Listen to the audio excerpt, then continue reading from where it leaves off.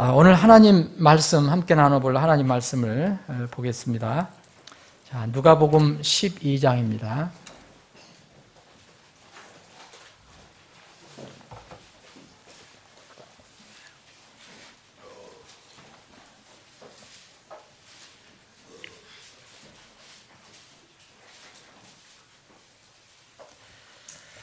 자, 12장 13절부터 21절까지 길지 않은 내용이니까 여러분들하고 제가 여러분들이 가지고 계신 성경을 천천히 읽는 것으로 하나님의 말씀을 읽겠습니다.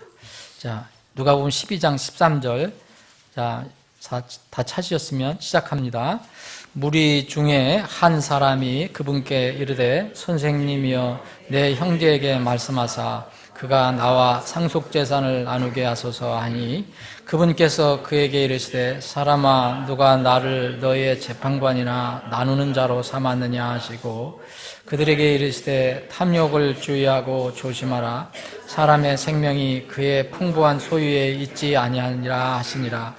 또 그분께서 그들에게 비유를 말씀하여 이르시되 어떤 부자의 땅이 풍성하게 열매를 내매 그가 속으로 생각하여 이르되 내 열매를 쌓아둘 곳이 내게 없으니 어찌할까 하고 또 이르되 내가 이렇게 하리라 내 곳간을 헐고 더 크게 지어 거기에 내 모든 열매와 내 물을 쌓아두고 또 내 혼에게 말하기를 혼아 네가 여러 해 동안 쓸 많은 물건을 쌓아두었으니 편안히 쉬고 먹고 마시고 즐거워라 하리라 하였느니라.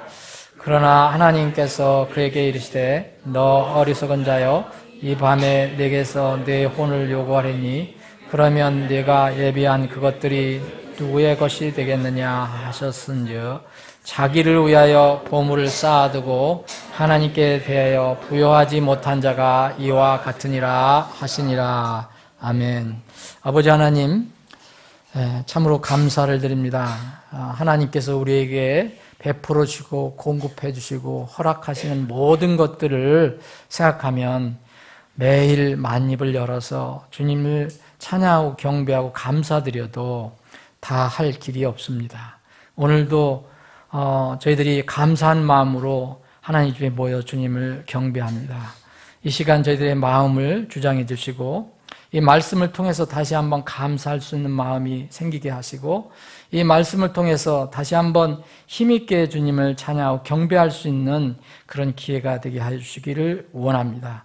말씀이 우리의 삶을 주장하시고 이 험하고 어지럽고 어두운 세상에서 분명히 우리를 인도해 준 밝은 빛이 될 수 있도록 인도해 주시옵소서. 이 시간에 전폭을 주님께 의탁하옵고 거룩하신 예수님의 이름으로 기도합니다. 아멘. 오늘 말씀 중에서 제가 두 절만 다시 한번 읽어보겠습니다. 15절 그들에게 이르시되 탐욕을 주의하고 조심하라 사람의 생명이 그의 풍부한 소유에 있지 아니하니라 하시니라.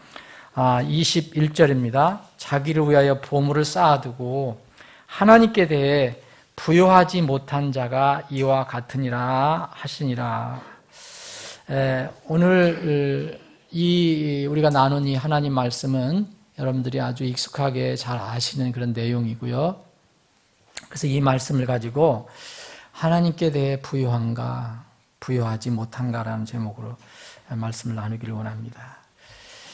만약 우리가 이런 상황이 어쩔 수 없는 이런 상황이 돼서 이 아무도 살지 않는 그런 곳, 뭐 무인도든 어디 그런 데 가서 혼자 살아야 한다면 우리는 무엇을 챙겨가지고 갈 것인가? 만약 5가지만 챙겨서 가져가라 하면 여러분들은 각자 무엇을 챙겨가실 것입니까? 실제로 그런 상황이 앞으로 일어날 수도 있어요. 성경 예언에 의하면 어떻게 마지막 때 우리 요한계시록이나 또 이렇게 마지막 때에 관한 그 성경 말씀을 보면 그럴 가능성도 있습니다. 그래서 이런 성경적인 배경 때문에 그런 건 아니지만 어떤 그 단체에서 그 아이들에게 젊은 사람들에게 학생들에게 만약 너희들이 무인도에서 혼자 살아가야 할 그런 상황이 됐다면, 그래서 5가지 품목만 가져가는 것을 허락한다면 무엇을 챙겨가지고 가겠느냐, 뭘 소유하겠느냐, 이를 질문한 것이 있습니다. 그랬더니 이 10대 아이들의 답이 나왔어요. 제일 먼저 식량, 먹는 거, 그 다음에는 휴대폰, 세 번째는 컴퓨터, 네 번째는 친구, 그 다음에 마지막에 가족입니다. 5가지. 물론 이제 예를 들어줬겠죠. 뭐 여러 가지 중에서 뭘 가져가면 좋겠냐 그럴 때 식량, 휴대폰, 컴퓨터, 친구, 가족이 제일 마지막. 사랑하는 여러분, 만약 진짜 우리가 어떤 아무것도 어떻게 할 수 없는 그런 상황에 이렇게 처하게 되는데 정말 꼭 필수적인 거 몇 개만 가지고 간다 하면은 무엇을 여러분들 가지고 가겠습니까? 우리가 로빈슨 크루소가 돼서 그런 무인도에 떨어질 염려는 없지만 그래도 만약 이렇게 된다면 내가 스스로 뭘 가져갈 것인가. 그래서 이런 내용들이, 이런 이야기들이 많이 나오는데 보니까 라이터 가져가는 사람이 있어요. 라이터는 꼭 가져가야 된다. 그리고 침낭, 그리고 후라이팬을 가져가겠다. 왜 후라이팬을 가져가는가 물어봤더니 바닷물을 끓여서 먹으려면 이게 후라이팬이라도 있어야 된다는 거예요. 그리고 뭐 칼 이런 것들을 이렇게 선택하는 사람들이 있었습니다.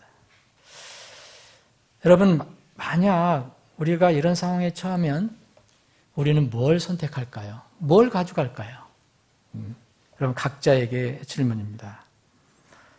하나님께서는 우리에게 우리가 쓸데없는 거, 쓸모없는 거, 그 일시적인 거, 이런 것들을 위해서 목숨을 걸고 생애를 투자하려고 하는 것이 있다.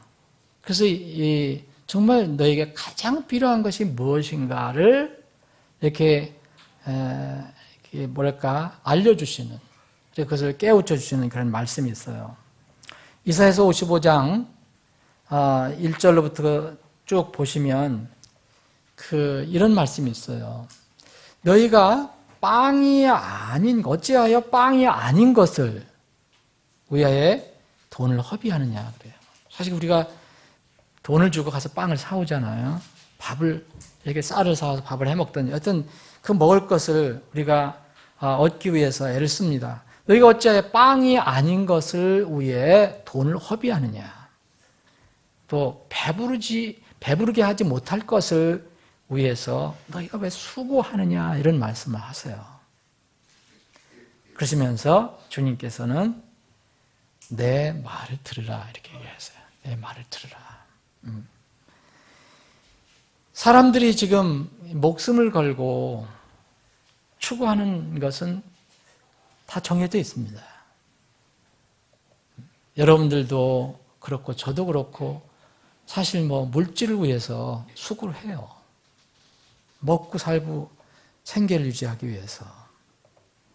그런데 하나님의 눈에는 이런 물질, 우리가 추구하는 물질, 하나님이 우리에게 꼭 물질이 필요하다는 것도 아시지만 그 물질의 그 성격은 이렇게 얘기합니다. 하나님 눈에는 그 물질은 곧 사라진다라고 말씀하셔요.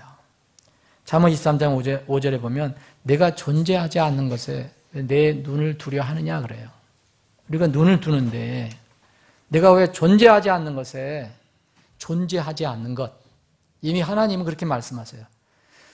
내가 존재하지 않는 것에 내 눈을 두려 하느냐 그래요. 근데 세상은 그렇잖아요. 지금 오늘 본문 말씀도 그렇고 다 이 물질을 어떻게든지 얻기 위해서 우리가 애를 씁니다. 그런데 하나님은 이렇게 해요. 내가 존재하지 않는 것에 내 눈을 두려 하느냐. 재물은 반드시 스스로 날개를 내어서 독수리같이 하늘 향해 날아가느니라.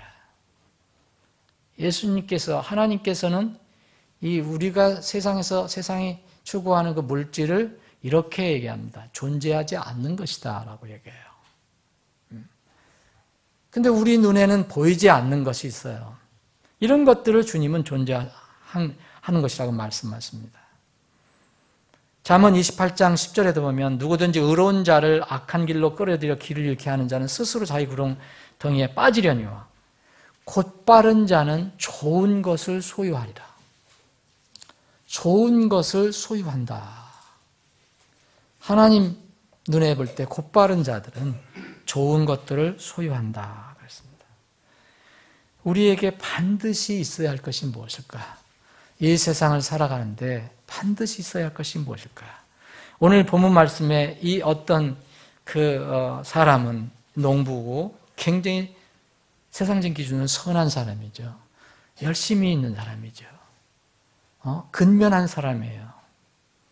이게 부도덕한 사람도 아닙니다.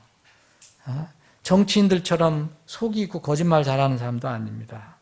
나름대로 열심히 이렇게 일을 하는 사람이에요. 이 비유를 해주신 것은 어떤 사람이 예수님을 물질의 판단자, 물질을 이렇게 갈라주시는 그런 분으로 오해를 했기 때문에 주님께서 탐욕에 주의해라 너희들. 그 주의하고 너희들의 생명이 사람의 생명이 그 가지고 있는 소유물에 달려있는 것이 아니다라고 하시면서 이 비유를 말씀해 주셨어요. 이 사람은 지금 말씀드린 대로 땀을 흘려서 정직하게 일을 하고 많은 소득을 얻었어요. 그런데 뭔가는 인생을 잘못 생각하고 있었다는 거죠. 주님께서. 이렇게 하는 게 뭐가 나쁩니까? 한 해 농사를 엄청나게 잘 졌는데 또 비즈니스를 잘해서 돈을 많이 벌었으면 미래를 대비해서 노후를 대비해서 은행에 갖다 놓고 차곡차곡 갖다 놓고 빼쓰는 게 뭐가 잘못됐습니까? 창고 져놓고 거기다가 한 해 농사 잘 진 거 잘 쟁겨놨다가 필요할 때 이렇게 먹고 살고 즐겁게 지내는 거 뭐 나쁜 게 없어요. 그런데 주님께서는 그 사람에게 어리석은 자라고 얘기하십니다. 어리석다 참. 네가 참 여러 해 동안 쓸 물건을 쌓아두고 너 즐기려고 하는데 그게 인생의 전부가 아니지 않냐. 그러면서 어리석은 자라고 얘기합니다. 어리석은 자다 너는. 왜냐하면 오늘 밤에 내가 내 혼은 내 건데 내가 오늘 다시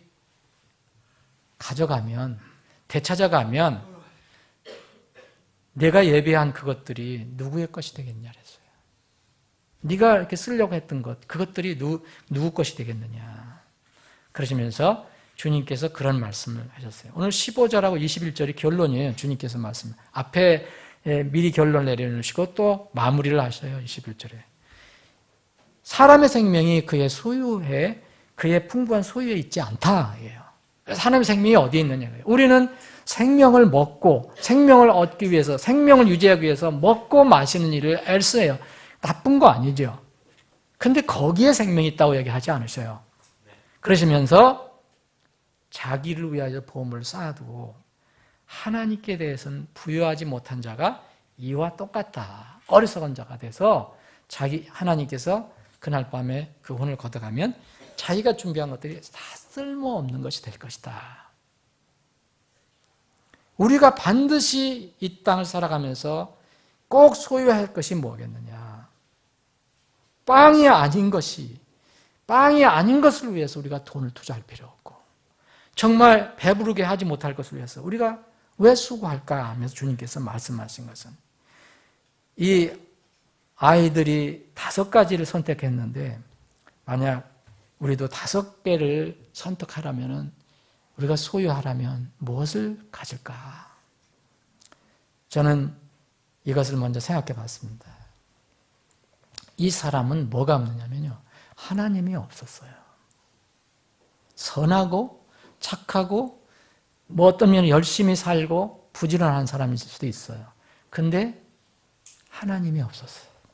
그 마음에 주가 없었어요. 자기가 주인 줄 생각했어요. 아버지가 없었어요. 세상의 아버지는 있었겠지만 하늘의 아버지가 없었어요. 이런 사람들이 참 많습니다. 선하지만, 세상적인 기준으로 선하지만. 시편 14편 1절, 53편 1절에 보면 어리석은 자가 마음속에 이르기를 하나님이 없다. 하나님이 없다. 하도다 그랬어요. 그러니까 하나님이 없다 하는 사람은 어리석은 겁니다. 하나님 보시기에 하나님이 없다 하는 사람은 이미 어리석은 사람이에요. 이 사람은 어리석었어요. 내가 창조주가 아니라면 내가 분명히 창조주 아니잖아요. 여러분 창조주 아니죠. 그러면 피조물인 거죠. 창조주 아니면 피조물이죠. 피조물이면 또 뭐냐? 주인이 반드시 있다는 거예요. 주가 있다는 거예요. 나의 것을 소유하신, 나의 모든 것, 내 혼을 소유하신 주인이 있어요. 세상의 모든 사람들이 다 주인이 있어요. 이해 없어요. 이 사람도, 하나님 안 믿던 사람도 그 혼을 걷어가실 수 있는 그 주인이 있어요. 그런데 세상 모든 사람들은 주인이 있지만 주인이 없는 것처럼 그렇게 살아가요. 자신이 주인인 것처럼 살아갑니다.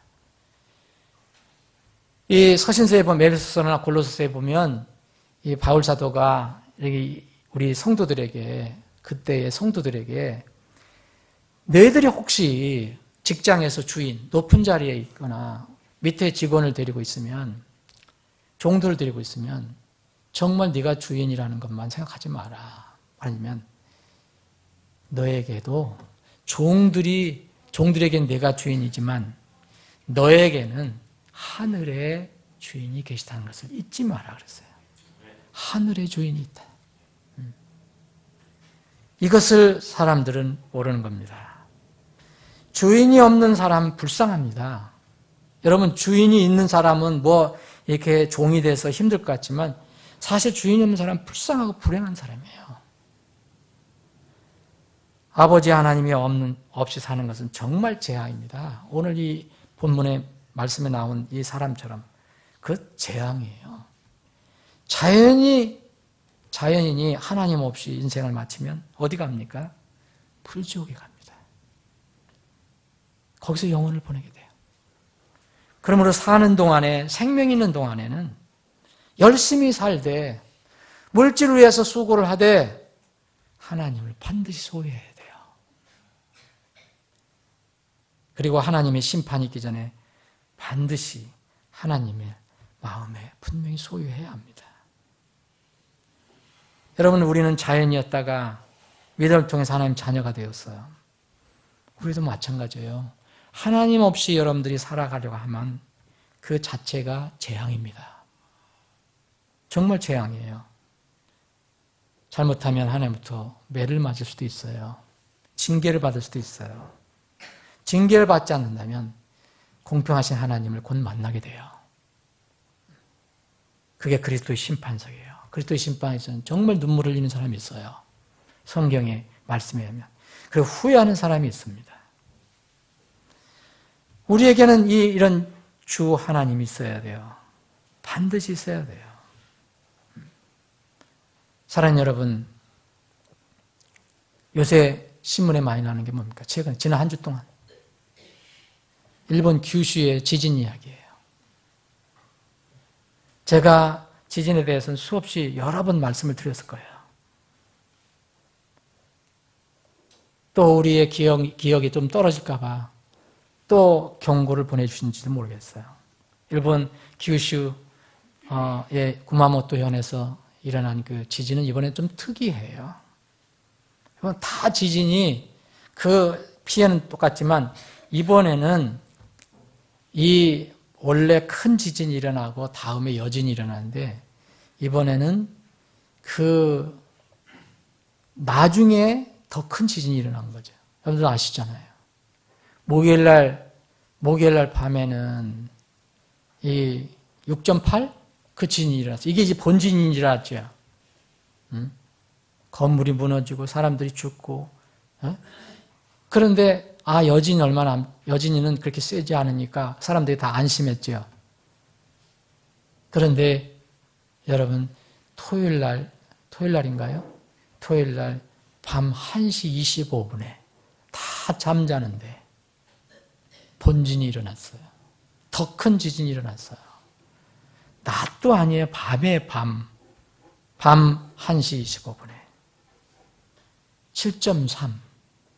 여러분, 일본은요 내진 설계를 잘해놓은 나라예요. 그리고 아주 그 재해 대책을 잘하는 나라예요. 국민들도 그런 면에 굉장히 침착해요. 나는 우리나라에 이런 일이 일어나면 어떻게 될까? 그래서 걱정이 되는데 날마다 하나님의 긍휼을 구하고 살아요. 그래서 정말 긍휼 없으면 못 살아요. 여러분, 우리나라에 7.3 지진이 일어나면요 상상하기가 싫어요. 일본은 원래 그 지진 설계를 잘 돼 있고 원래 공중도덕 잘 지키고 그런 질서가 있어서 그래도 저 정도지 우리 같으면 정말 날릴 거예요.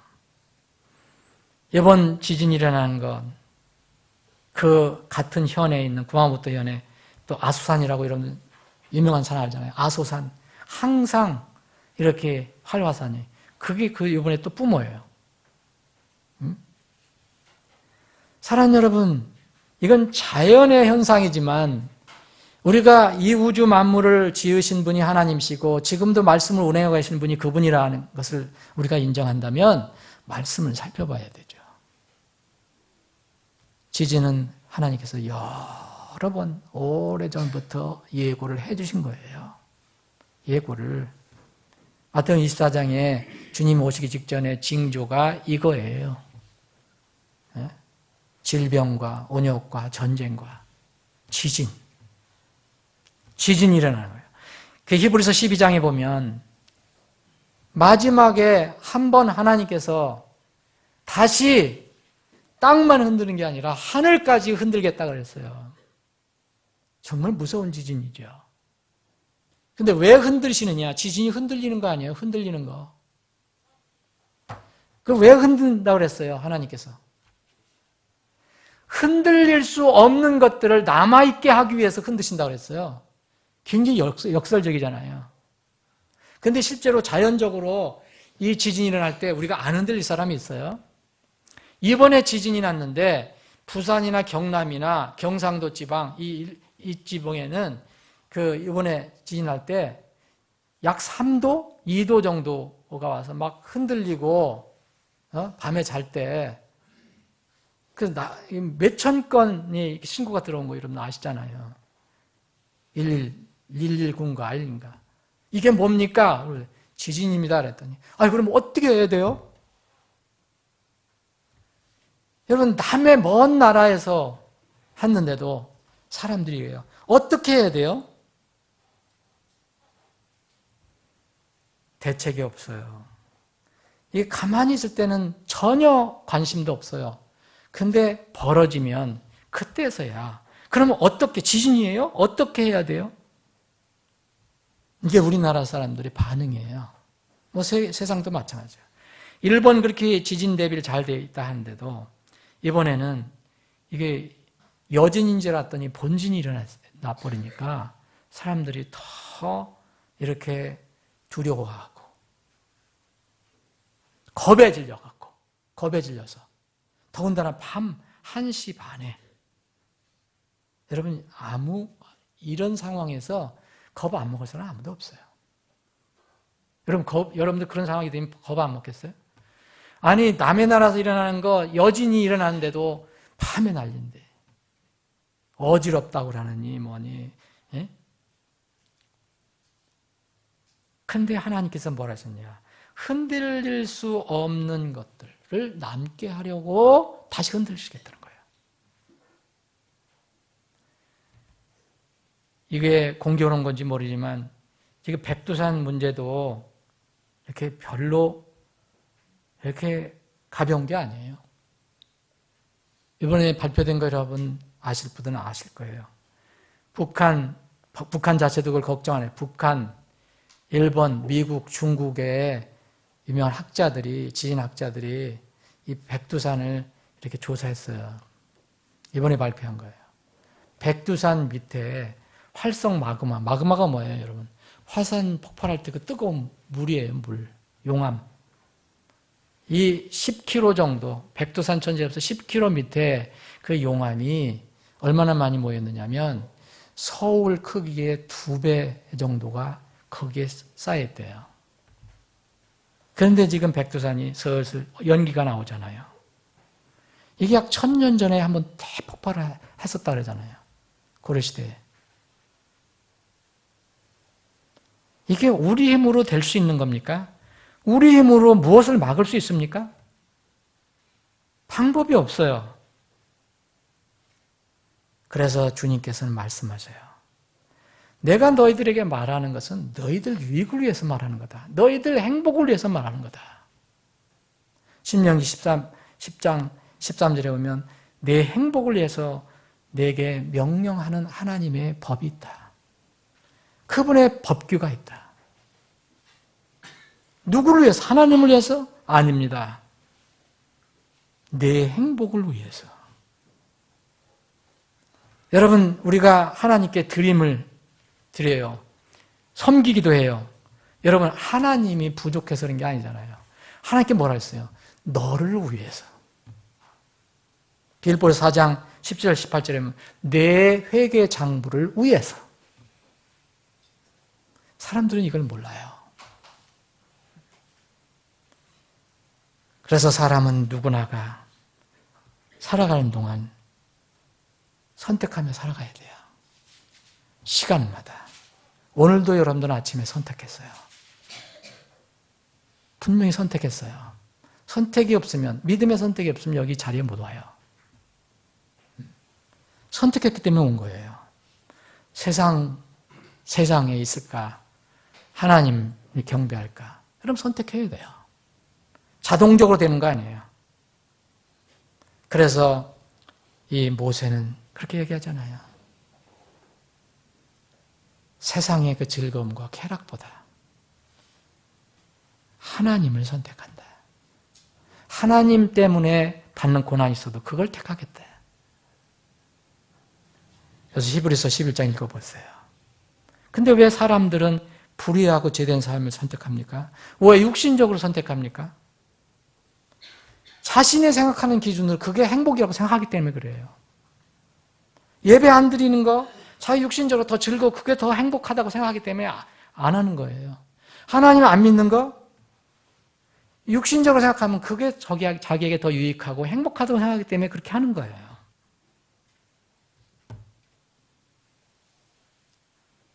하나님께서 분명하게 우리에게 알려주시고 이끌어주시는 것은 우리가 그걸 받아들여야 되는데 아예 하나님이 없는 사람들은 이건 불가능한 거잖아요.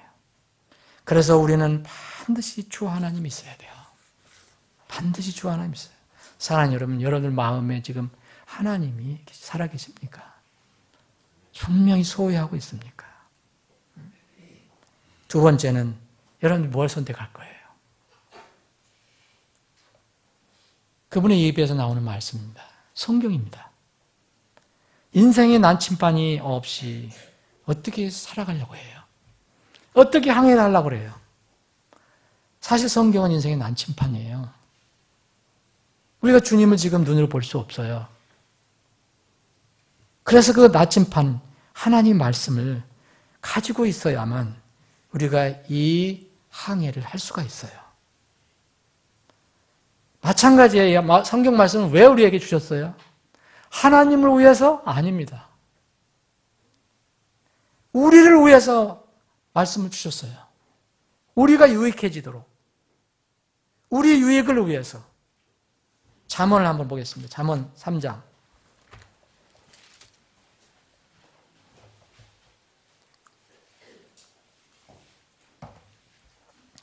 잠언 3장 5절입니다. 내 마음을 다하여 주를 신뢰하고 내 자신의 명철을 의지하지 말지어다. 내 모든 길에서 그분을 인정하라. 그리하면 그분께서 내 행로들을 지도하시리라. 이건 말씀이에요. 우리는 지금 말씀을 읽고 있어요. 여기 3장 1절에 보면 내 아들아 내 법을 잊지 말고 내 마음이 내 명령들을 지키게 할지어다. 그랬잖아요. 지금 하나님 말씀을 우리가 받았어요. 자, 7절입니다. 내 눈에 지혜롭게 되지 말지어다. 주를 두려워하며 악을 떠날지어다. 그것이 내 배꼽에게 건강이 되며 내 뼈에게 골수가 되리라. 자, 앞에 부분이요. 주를 신뢰하고 그분을 의지하고 모든 분을 인정하면, 모든 에서 인정하면 누가 유익한 거예요? 하나님께서 우리의 유익을 위해서 우리 행로들을 지도해 주셔요. 우리 유익을 위해서. 그렇게 하라는 거예요. 그리고 정말 주를 두려워하고 악을 떠나라는 거. 하나님을 위해서요? 아니에요. 우리를 위해서요. 내 배꼽에 건강이 되고 내 뼈에게 골수가 되는 거예요. 9절, 내 재물과 내 모든 소유의 첫 열매로 주를 공경하라. 하나님을 위해서 여러분 하나님께 드린다고 해서 무슨 크게 내가 뭐 하나님께 크게 뭘 드린 것처럼 생각하지 마세요. 다 우리를 위한 거예요. 여러분 자신을 위한 거예요. 내 재물과 내 모든 소출의 첫 열매로 주를 공경하라. 그리하면 하나님의 창고가 아니에요. 내 창고가 가득히 차고 내 포도즙들이 내 새 포도즙으로 터져 넘치리라. 또 혹시 여러분들 하나님께서 징계하시거나 이렇게 권면해 주시거나 채찍대시는 경우가 있어요. 이럴 때 내 아들아 주의 징계를 멸시하지 말며 그분께서 바로잡아 주시는 것에 실증을 내지 말지니라. 근데 우리는 실증을 내거든요. 귀찮아하거든요. 누가 권면하고 잘못된 거 가르쳐 주려고 그러면 싫어해요. 실증을 내요. 그런데 누구를 위한 거예요? 하나님을 위한 게 아니에요. 우리 자신을 위한 거예요. 아버지가 자기가 기뻐하는 아들을 바로잡아 주는 것 같이 주께서 자신이 사랑한 자를 바로잡아 주시니라. 우리를 바로잡아 주시려고 하시는 거지. 우리 유익을 위해서 하시는 거지. 아버지가 왜 자신을 위해서 뭘 하겠어요? 그래서 지혜를 찾는 자, 명철을 찾는 자는 행복한 거예요. 근데 이게 없는 사람들은 그 자체가 불행한 거예요. 세 번째 여러분들이 가지고 꼭 소유하라 그러면 뭘 소유하겠어요? 눈에 보이는 건 아니지만 그래도 우리가 물리적으로도 연합할 수 있는 것이에요. 주님의 교회입니다. 저는 하나님을 꼭 소유해야 된다고 생각합니다. 하나님 말씀을 꼭 소유해야 돼요. 그리고 주님의 교회입니다. 이 세상에서 하나님의 집으로 불리는 것은 아무것도 없어요. 주님의 교회에는. 이 세상에서 진리, 기둥과 터라고 불림을 받는 것은 아무것도 없어요. 예수님이 머리가 된 주님의 교회에는 없어요. 다른 기관 없어요. 그래서 주님께서는 지역교회에다가 마지막 최종 권위를 주신 거예요. 마태복음 18장을 읽어보시면 마지막에 주님의 교회에 권위를 주셔요. 교회가 이 땅에서 묶으면 하늘에서 묶어진다 그랬어요. 그 우습게 보면 안 돼요. 교회에서 뭐 하나 결정하는 거, 입회받고 출교하고 이러는 거 다 하늘에서 그대로 된다고 그런 거예요. 저는 말씀을 그대로 믿어요. 사람 생각을 넣고 싶지 않아요. 이 땅에서 너희들이 이 땅에서 묶으면 하늘에서도 묶일 것이요. 너희들이 누구예요? 교회예요. 이 땅에서 풀면 하늘에서 풀려지리라. 저는 예수님 말씀 믿어요. 뭐 이상한 교리를 가지고 이상한 논리 가지고 주장하는 거 저는 믿지 않아요. 예수님이 머리 대신 지역교회의 최종 권위와 어미성이 있어요.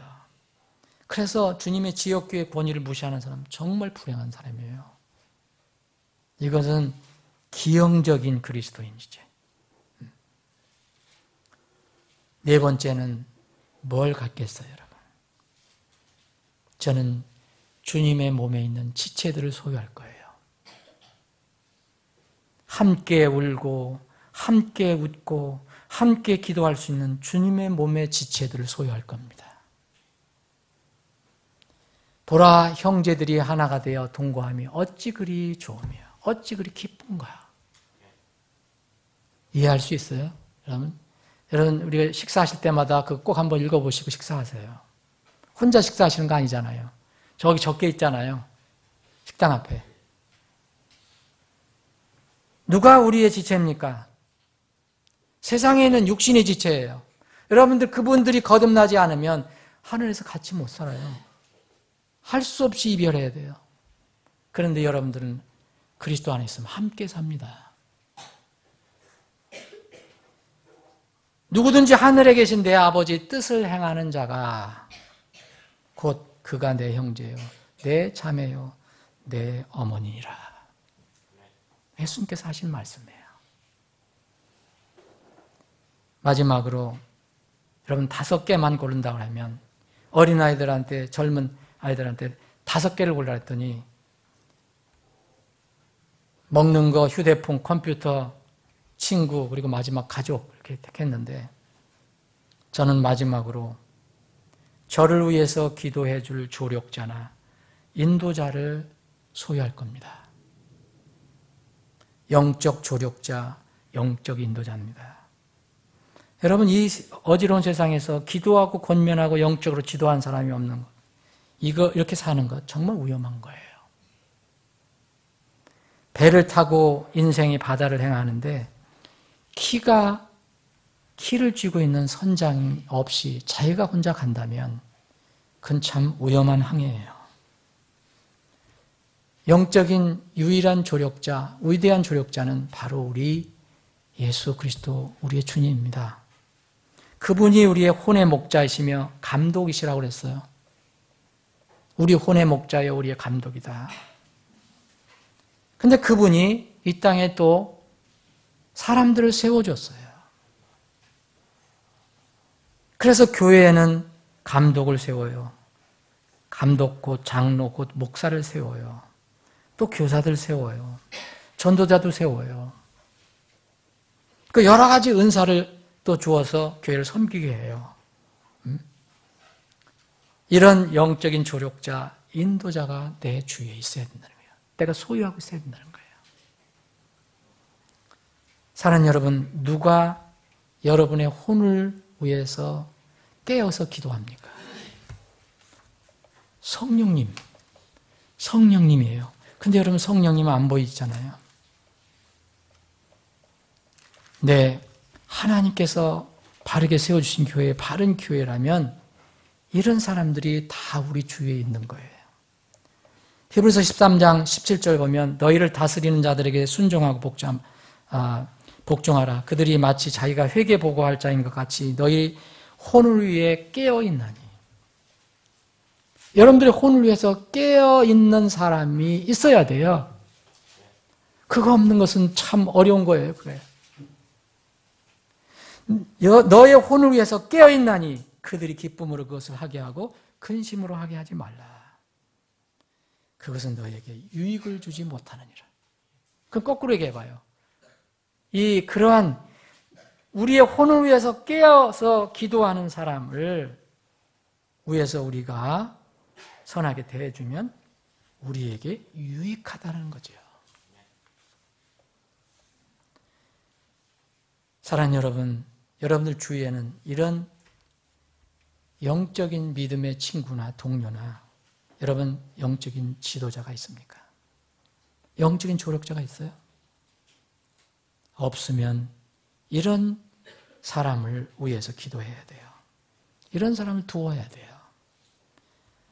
롯은 구원받은 하나님 백성이었지만 영적인 지도자 동시에 또 조력자인 아브라함이 없었으면 롯은 힘들었을 거예요. 아브라함은 늘 롯이 알지 못하는 사이에도 늘 롯을 위해서 하나님께 기도했잖아요. 니느웨 시민, 지금 이 김포시, 서울 시민에게 이런 사람들이 필요해요. 요나 같은 사람이.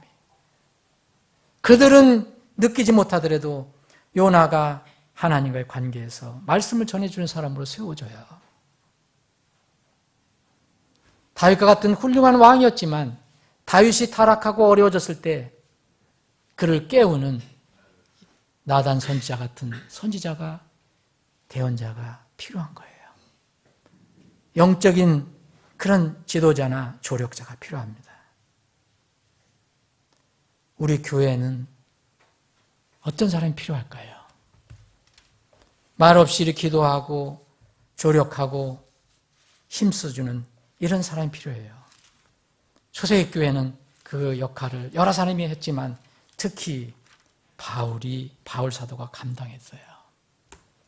누가 우리 교회에 여러분들의 삶, 여러분들의 그 어려움을 위해서 누가 마음 쓰면서 마음 아파하면서 머릿속에 기도하는 사람이 있겠어요? 엎드려 기도하는 사람이 있어요. 누가 해주겠어요? 여러분 이번에 여러분들 다 선거했지만 그 사람들 다 믿을 수 없어요. 당선된 날부터 바뀌어요. 대부분. 하루 이틀 인사하고 나면 그 다음 바뀐단 말이에요. 자기들 그 세비 챙기기 바쁘지 뭐. 누가 여러분들을 위해서 기도할 거예요? 고린도후서 11장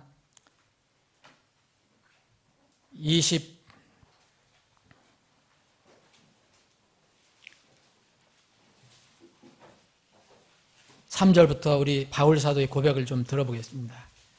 그들이 그리스도의 사역자냐? 내가 어리석은 자처럼 말하거니와 나는 더욱 그러하도다. 내가 수고를 더욱 넘치도록 하고 매도 지나치게 맞고 감옥에도 더 자주 갇히고 여러 번 죽을 뻔하였으니 내가 유대인들로부터 마흔에서 하나 뺀 매를 5번 맞았으며 3번 몽둥이로 맞고 1번 돌로 맞고 3번 파선을 당하여 한 밤과 한 낮을 기품 속에 있었으며 자주 여행하면서 물들의 위험과 강도들의 위험과 냅 동포로 인한 위험과 이교도들로 인한 위험과 도시에서의 위험과 광야에서의 위험과 바다에서의 위험과 거짓 형제들 가운데서 위험을 당하였고 또 지치고 아프고 여러 번 밤을 새우고 굶주리고 목마르고 여러 번 금식하고 추위를 당하고 헐벗었노라.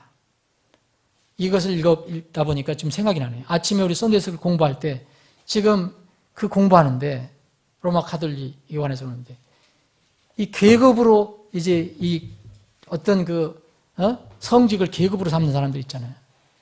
바울 사도하고 비교해 보세요. 그분들이 그렇게 합니까? 모든 호의 호사는 다 누리고 있잖아요. 지금.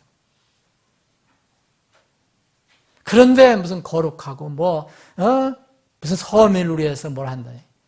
다 거짓말이에요. 바울 사도는 이렇게 살았어요. 그런데도 또 늘 마음을 이렇게 무겁게 하는 게 있어요. 그게 뭐였어요? 28절입니다. 이렇게 밖에 있는 그 일들 외에도 날마다 내게 닥치는 일이 있으니 뭐예요? 곧 모든 교회를 위하여 염려하는 것이라. 우리 교회에는 이런 분이 필요해요. 여러분들이 교회를 위해서 이런 역할을 해주는 사람이 되기를 원해요. 당연히 목회자는 말할 것도 없고요. 네? 여러분 이런 사람들이 있습니까? 바울과 교회들에게는 바울이 필요했지만 또 바울과 교회들에게는 또 필요한 사람이 있었어요. 바울에게는 아골라와 프리스길라 같은 사람이 필요했어요. 아골라와 프리스길라는 바울의 영적 조력자와 협력자인데 자기 목까지 내놨다고 그랬어요. 로마서 16장을 보면.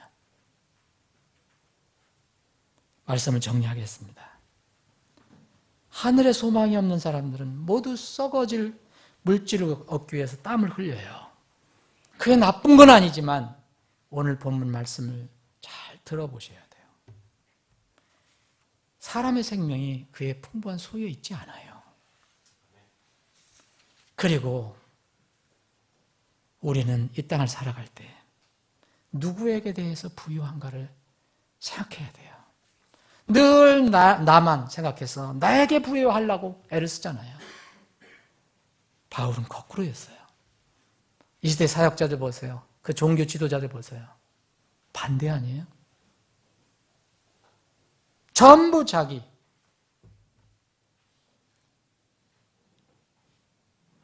하늘에 소망이 없는 사람들은 그렇게 한다 하더라도 진리를 아는 사람들은 썩어지고 사라질 것들의 인생을 걸지 않아요. 사랑하는 여러분, 여러분은 지금 무엇을 소유하고 있습니까? 5가지만 택하라면 무엇을 택할 것입니까? 아니, 1가지만 딱 택하라, 2가지만 택해라, 3가지만 택해라 하면 무엇을 택하실 것입니까? 사랑하는 여러분, 여러분 안에 지금 주 하나님이 계십니까? 하나님의 말씀이 분명히 여러분들 마음 안에 있습니까? 그리고 하나님의 집이 여러분들이 있습니까? 그리고 하나님 집에서 함께 울고 웃고 서로 격려하고 서로 섬길 수 있는 지체가 있습니까? 마지막으로 여러분들의 영혼을 위해서 기도하고 늘 마음의 부담을 갖고 걱정해주는 영적 조력자, 인도자가 있습니까? 만약 여러분들이 이러한 것들을 소유하고 있으면 여러분은 그 누구에게도 질 수 없는 세상의 가장 큰 부자 빌 게이트보다도 여러분은 정말 더 큰 부자입니다. 만약 여러분들이 이런 것을 소유하고 있지 않다면 여러분은 물질이 아무리 있더라도 여러분 이 세상에 가장 가난한 사람입니다. 부디 여러분들 무엇을 소유하고 있는가, 그리고 여러분들 이 삶이 하나님께 부여한 것인가 내 자신에게만 부여한 것인가를 깊이 생각할 수 있는 시간이 되기를 바랍니다. 기도하시겠습니다.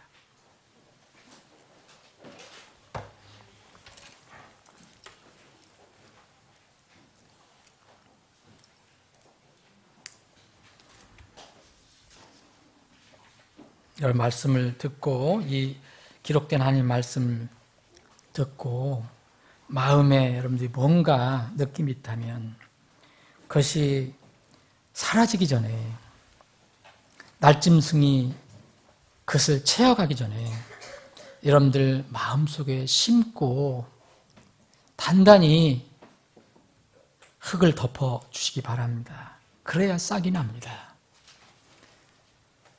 기도하십시오. 하나님의 그 뜻을 구하면서 여러분들의 마음을 거기에 묻고 결단하십시오. 그리고 그렇게 할 수 있는 힘을 달라고 주님께 기도하십시오. 그럼 분명히 이 말씀이 여러분들의 발길을 인도해 주시는 능력의 빛이 될 것입니다. 아버지 하나님, 오늘도 저희들에게 말씀을 주심을 감사합니다. 말씀을 듣고 받을 때마다 두려운 마음이 생깁니다. 우리가 육신으로 이 땅을 살아갈 때에 말씀을 등한히 하며 말씀을 가볍게 보며 사는 때가 너무 많기 때문입니다. 아버지 하나님, 우리 자신들을 지금 돌아보며 우리 안에 진실로 우리가 소유하고 있는 것이 무엇인가를 저희들 잘 살피게 하여 주시길 원합니다. 꼭 필수적인 것들이 지금 결여되어 있다면 그 필수적인 것들을 속히 채워서 저장할 수 있도록 우리에게 믿음을 허락해 주시기를 원합니다. 지금도 믿음으로 이제 방황하고 있는 이런 사람들이 있다면 주님께서 성령을 통해서 찾아가 주셔서 다른 방법이 없고 다른 어떤 길이 없다는 것을 뼈저리게 느끼게 하시고 주님의 말씀으로 돌아오는 그런 기쁜 일이 있게 해주시기를 원합니다. 우리 가운데 혹 혼이 아직도 주님의 소유가 되지 않은 그런 혼들이 있다면, 그리고 주님을 주인으로 모시고 있지 않는 그런 혼들이 있다면 무엇보다도 그 문제를 속히 해결할 수 있도록 그에게 믿음과 결단을 허락해 주시옵소서. 거룩하신 예수님의 이름으로 기도합나이다. 아멘.